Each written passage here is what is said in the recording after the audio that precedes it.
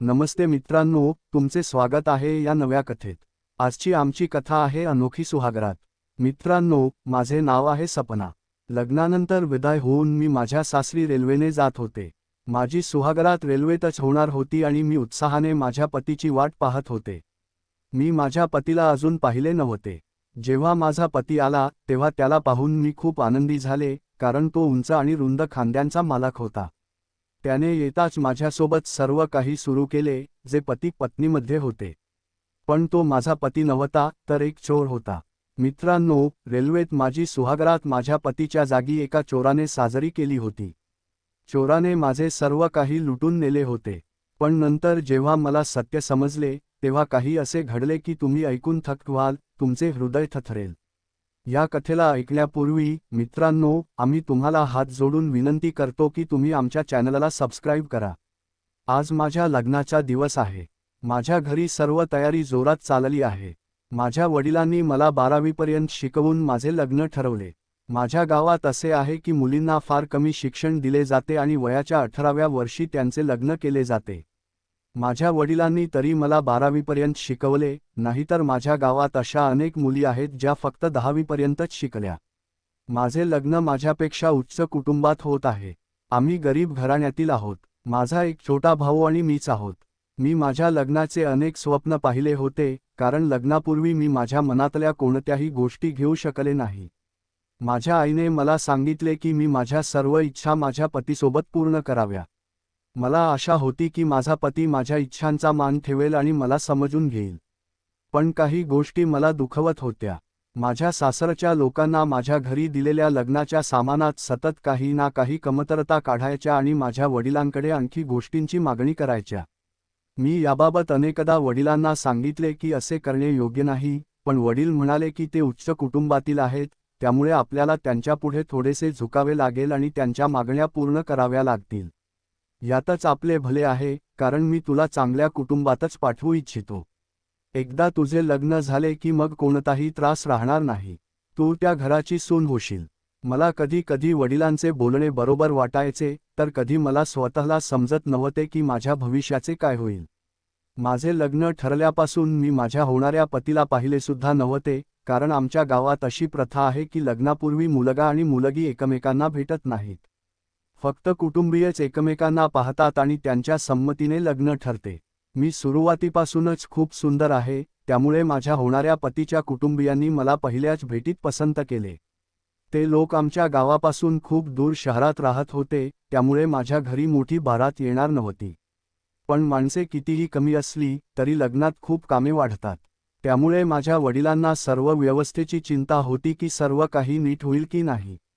पण सर्व काही व्यवस्थित झाले आणि माझे लग्न संजयसोबत झाले। मी विदाय होऊन रेल्वे स्टेशनवर पोहोचले।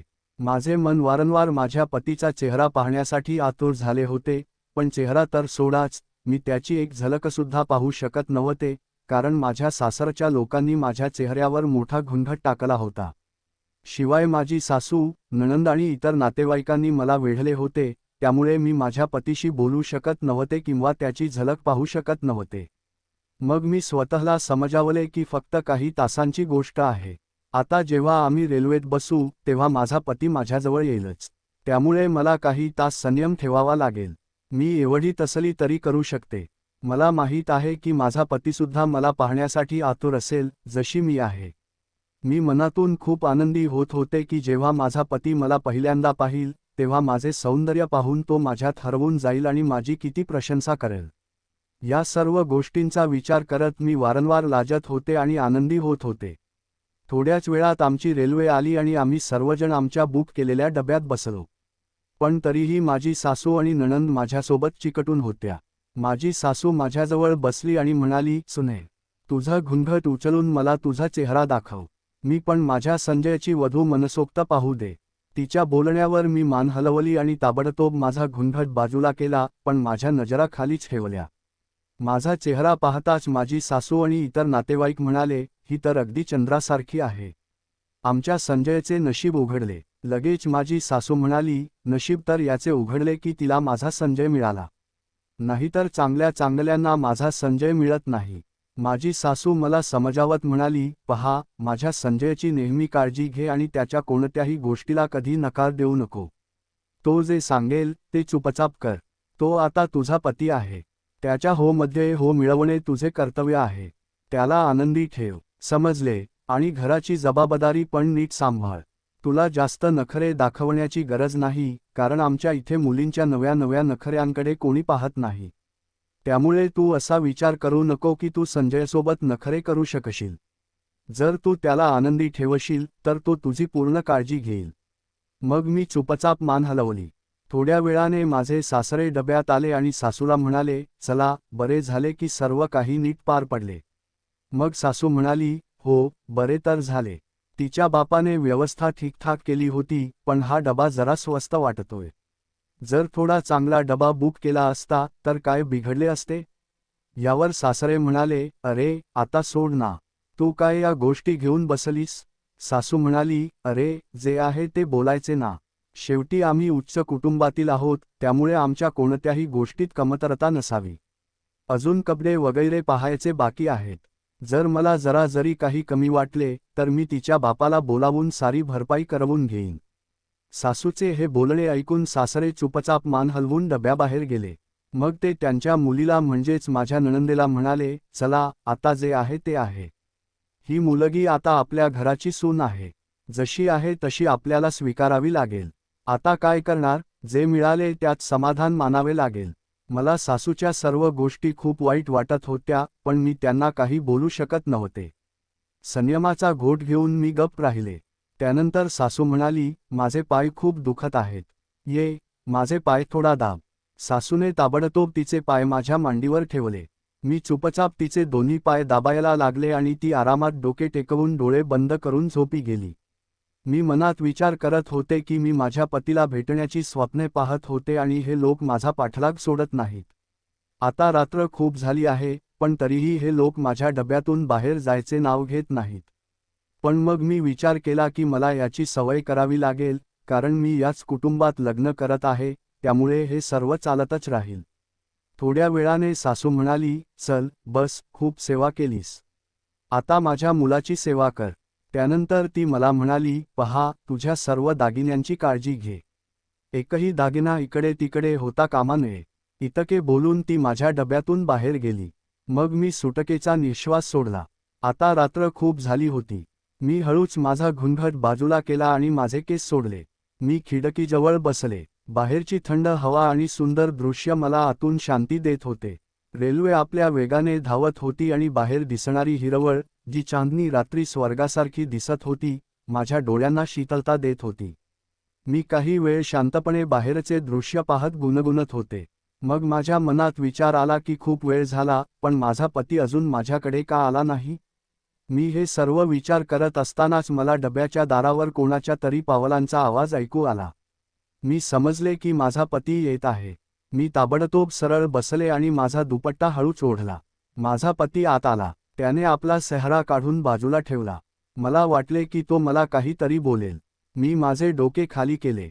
त्याने आपली शेरवानी काढून समोरच्या सीटवर ठेवली आणि माझ्याजवळ येऊन शांतपणे बसला. त्यानंतर त्याने हळूच माझ्या मानेवर हात ठेवला आणि माझे केस एका बाजूला केले. त्याच्या अशा वागण्याने माझ्या पूर्ण शरीरात एक विचित्र लहर दौडली. मला करंटचा धक्का बसल्यासारखे वाटले. माझे डोळे लाजेने बंद झाले. मी विचार करायला लागले की हे काय, याने तर येताच सर्व काही सुरू केले. मला वाटले होते की तो माझ्याशी थोड्या वेळ बोलणार आणि माझी प्रशंसा करणार, पण त्याने असे काहीच केले नाही. मग मी विचार केला की कदाचित तो माझ्यासाठी खूप आतुर असेल आणि त्याला संयम होत नसेल.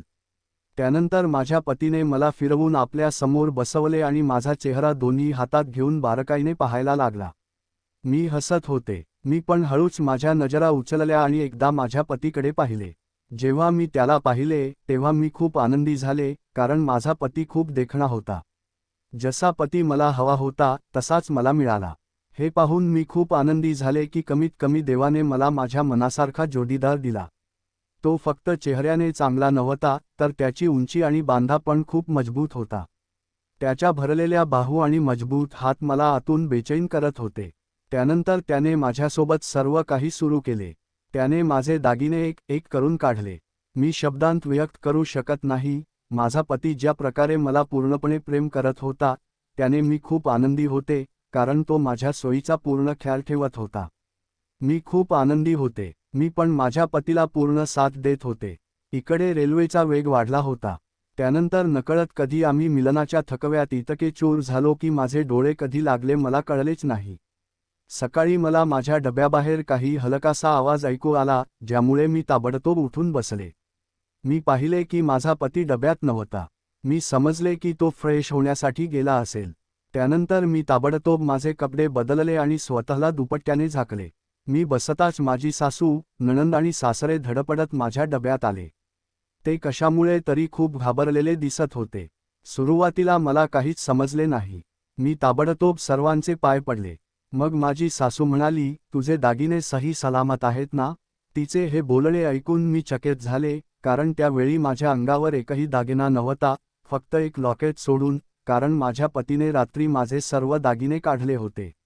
माझ्या सासूने ताबडतोब मला टटोळायला सुरुवात केली. माझ्या अंगावर एकही दागिना नाही हे पाहून ती चकित झाली. मी काही बोलण्यापूर्वीच तिने गोंधळ घालायला सुरुवात केली की आता आपण पूर्णपणे बर्बाद झालो. त्या चोराने आपल्याला लुटलेच, पण सुनेचे सर्व दागिने पण नेले. आपले लाखोंचे नुकसान झाले आहे. मी सुनेच्या दागिन्यांबाबत किती स्वप्ने पाहिली होती की मी हे दागिने घालून माझ्या नातेवाईकांमध्ये जाईन आणि सर्वांना दाखवेन की माझ्याकडे पण इतके महाग दागिने आहेत. पण आता मी काय करू? आपले लाखोंचे नुकसान झाले आहे. माझी सासू रडायला लागली. तुझ्या डोक्यात काय गवत चरायला गेले होते? तू काय करत होतीस की तुला कळलेच नाही की तुझे दागिने कधी काढून नेले? मी तिला सांगू इच्छित होते की माझ्यासोबत असे काही झाले नाही, पण माझी सासू माझे काही ऐकायलाच तयार नव्हती. ती रडत होती. माझे सासरे तिला सांगत होते की इतका गोंधळ करू नको, नाहीतर बाकीचे लोक पण इथे जमा होतील. पण सासू काही ऐकायला तयार नव्हती. मग ती म्हणाली, मला वाटले होते की सुनेचे पाऊल आपल्या घरासाठी शुभ आहे, पण ही तर अपशकुन निघाली. अजून ती आपल्या घरी पोहोचलीही नाही आणि आपले लाखोंचे नुकसान झाले. जर मला आधीच माहीत असते की याचे पाऊल आपल्यासाठी शुभ नाही, तर मी कधीच माझ्या संजयसाठी याला घरी आणले नसते. मग ती मला रागात ओरडली, तुला मी सोडणार नाही. तुझ्या या मूर्खपणामुळे माझे किती नुकसान झाले आहे. आता पहा, मी संजयला सांगून तुला कशी अपमानित करते. तिचे हे बोलणे ऐकून मी खूप घाबरले. मी विचार करायला लागले की माझा पती सासूच्या बोलण्यात येऊन माझ्याशी वाईट वागेल. अजून त्याच्यासोबत घालवलेल्या गोड क्षणांच्या आठवणी माझ्या मनातून गेल्या नव्हत्या आणि मला त्याच्या रागाचा सामना करावा लागणार होता. तेवढ्यात सासू म्हणाली, पण हा मुलगा पण इतका बेपर्वा आहे की मी काय सांगू? तेवढ्यात 2 माणसे माझ्या डब्यात घुसली. त्यापैकी एकाने फक्त बनियान आणि कच्छा घातली होती आणि दुसऱ्याच्या अंगावर एकही कपडा नव्हता. तो नीट चालू शकत नव्हता. त्याला पाहून पूर्णपणे वाटत होते की तो दारूच्या नशेत चांगलाच बुडाला आहे, कारण तो स्वतःच्या पायावर नीट उभाही राहू शकत नव्हता. तेव्हा माझी सासू त्या एका माणसाला म्हणाली, हा तुला कुठे सापडला? तो म्हणाला, अरे, हा तर बाथरूमच्या डब्यात असा पडला होता. त्या चोराने याला पण सोडले नाही. याचे कपडे पण काढून नेले. इतकी महाग शेरवानी आम्ही याच्यासाठी विकत घेतली होती आणि तो चोर ती शेरवानी घेऊन फरार झाला. मी हे सर्व ऐकत होते, तेव्हा सासू त्या माणसाला म्हणाली, पहा संजय, तुझ्या बायकोने किती मोठी निष्काळजी केली आहे. तिने आपले सर्व दागिने त्या चोराच्या हवाली केले. जेव्हा तो चोर तिचे दागिने चोरून नेत होता, तेव्हा तिने गोंधळ घालायला हवा होता. पण ही नकळत कोणता नशा करून झोपली होती की तिला काहीच कळले नाही. सासूच्या तोंडून हे बोलणे ऐकून मी हळूच नजर उचलून त्या माणसाकडे पाहिले, ज्याला ती संजय आणि माझा पती म्हणत होती. त्याचा चेहरा पाहताच माझे तर होशच उडाले, कारण ज्याला ती संजय आणि माझा पती म्हणत होती, तो तर त्या माणसासारखा नव्हता ज्याने माझ्यासोबत काल रात्री सुहागरात साजरी केली होती आणि ज्याला मी माझा पती समजून माझे सर्व काही दिले होते. हा तर एक लठ्ठ माणूस होता, जो नशेत होता. त्याला पाहून माझ्या सर्व स्वप्नांवर पाणी फिरले. शिवाय मी हे सर्व विचार करून घाबरले की जर यापैकी कोणाला ही गोष्ट कळली की तो चोर माझ्यासोबत सर्व काही करून गेला, जे त्यांच्या मुलाने करायला हवे होते, तर हे लोक माझी काय अवस्था करतील? तेव्हा तो दुसरा माणूस म्हणाला, हा तर सारी रात्र बाथरूममध्येच पडला होता आणि ही सून जवळ आलीच नाही. माझ्या सासऱ्यांनी ताबडतोब संजयवर हात उगारत सांगितले, हा मुलगा कधी सुधारणार नाही. अरे, कमीत कमी थोडी तरी लाज बाळग. कालची रात तुझ्या सुनेशी पहिली रात होती. काल तरी तुला तिची काळजी घ्यायला हवी होती. पण तुला नशेची इतकी सवय लागली आहे की त्यापुढे काही दिसतच नाही. तू एकदाही तिच्याबद्दल विचार केला नाहीस की ती सारी रात तुझ्याशिवाय कशी काढेल? ती किती आतुरतेने तुझी वाट पाहत असेल, पण तुला कोणाचीच फिकीर नाही. हे सर्व तुझ्या आईच्या लाडामुळे बिघडण्याचा परिणाम आहे, ज्यामुळे तू कोणाचे काही ऐकत नाहीस. सासऱ्यांचे इतके बोलणे होते, तेव्हा सासू सासऱ्यांना ओरडत म्हणाली, सावध. तू माझ्या मुलाला काही बोललास तर याची काय चूक आहे? चूक तर या मुलीची आहे. जर तिने या सर्व गोष्टींची काळजी घेतली असती तर आज आपले लाखोंचे नुकसान झाले नसते. मी मनात विचार करायला लागले की एकाच रात्री माझ्यासोबत काय झाले. चोराने माझे दागिनेच नाही तर माझी इज्जत पण लुटली आणि त्यावर इतके वाईट सासरचे आणि इतका निरुपयोगी पती मिळाला की मी काय सांगू. तेव्हा मला आठवले की जेव्हा तो चोर माझे दागिने काढत होता तेव्हा तो एका छोट्या पोटलीत ठेवत होता. कदाचित त्याने असे केले असेल जेणेकरून माझ्यासोबत सर्व काही केल्यानंतर तो ती पोटली घेऊन चुपचाप निघून जाईल. मी इकडे तिकडे पाहिले तेव्हा मला सीटाखाली एक लाल कपाळा दिसला. मी तो कपाळा खेचला तर तीच पोटली होती ज्यात त्याने सर्व दागिने ठेवले होते. मी ती पोटली उघडली तर त्यात माझे सर्व दागिने सापडले. जेव्हा मी ते दागिने काढून पाहिले तेव्हा माझ्या सासूने लोभी बाईसारखे ताबडतोब ते सर्व दागिने माझ्याकडून हिसकावून घेतले आणि तिचे डोळे लालसर चमकायला लागले. ती आनंदाने म्हणाली, अरे वा, दागिने चोरीला गेले नाहीत. मी तर आतापर्यंत या विचाराने मरत होते की माझे लाखोंचे दागिने कुठे गेले. शुक्र आहे, माझ्या लाखोंच्या दागिन्यांना काही झाले नाही. त्यानंतर मी विचार करायला लागले की माझ्या पतीच्या मेहनतीच्या कमाईने बनवलेल्या दागिन्यांवर ही बेशरमपणे आपला हक्क कसा सांगत आहे. मग ती मला म्हणाली, जेव्हा तुला माहीत होते की तू हे दागिने पोटलीत खाली ठेवले आहेत तेव्हा तू मला आतापर्यंत का सांगितले नाहीस? मी कधीपासून यासाठी किती त्रस्त होते. मी हळूच म्हणाले, आई, मी तर कधीपासून तुम्हाला सांगण्याचा प्रयत्न करत होते, पण तुम्ही मला बोलूच देत नव्हत्या. माझे हे बोलणे ऐकून सासू म्हणाली, मला उत्तर देतेस? सावध, जर तू माझ्या बोलण्याला उलट उत्तर दिलेस तर. माझ्या सासऱ्यांनी ताबडतोब माझी बाजू घेत सांगितले, यात सून काय चूक बोलत आहे? तू तिला इतक्या वेळापासून बोलूच देत नव्हतीस. ती बिचारी काय करणार? पहा, आपल्याला किती समजूतदार सून मिळाली आहे. तिने आधीच आपले सर्व दागिने काढून सुरक्षित ठेवले होते. जर तिने असे केले नसते तर कदाचित तो चोर हे दागिने घेऊन फरार झाला असता. यावर माझी सासू माझ्याकडे रागाने पाहायला लागली आणि म्हणाली, आता जे झाले ते झाले. पैशांचे आणि कपड्यांचे नुकसान तर झालेच. आता काय करायचे? हे सर्व याच्या अशुभ पावलामुळे झाले. मी सासूला म्हणाले, आई, आता यात काय करणार? कोणाला माहीत होते की चोर असे करेल? आता जे काही आहे, मी तर तुमच्या घराची सून आहे. तुमच्या घराची इज्जत आहे. आता मी कशीही असले पण माझे नाव तुमच्याशी जोडले गेले आहे. आता काहीच करता येणार नाही. मी सासूने माझ्यासाठी जे बोलले होते त्याच गोष्टीचा तिला प्रत्युत्तर दिले. सुरुवातीला मला खूप लाज वाटत होती की एका चोराने माझ्यासोबत सर्व काही केले, पण आता मला अजिबात लाज वाटत नव्हती. मी विचार करायला लागले की अशा लोकांबरोबर असेच व्हायला हवे. माझे लग्न कशा माणसाशी झाले, ज्याला नशेखेरीज काहीच सुचत नाही. कमीत कमी मला एकदाच का होईना पण खऱ्या मर्दाचा सुख मिळाला आणि तो सुख मी आयुष्यभर माझ्या आत अनुभवू शकते. खरंच, जे काही झाले पण तो खरा मर्द होता.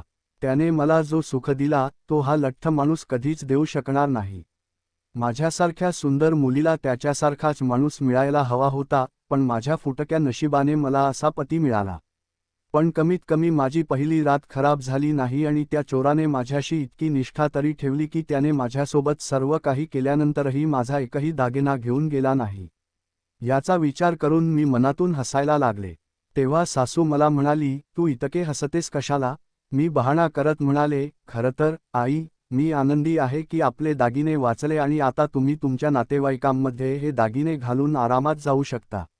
माझ्या या बोलण्यावर सासू म्हणाली, हो, तू बरोबर बोलतेस.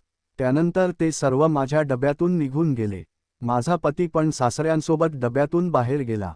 मी एकदा पुन्हा शांतपणे खिडकीजवळ बसून बाहेरचे दृश्य पाहायला लागले आणि मनातून गुणगुणायला लागले.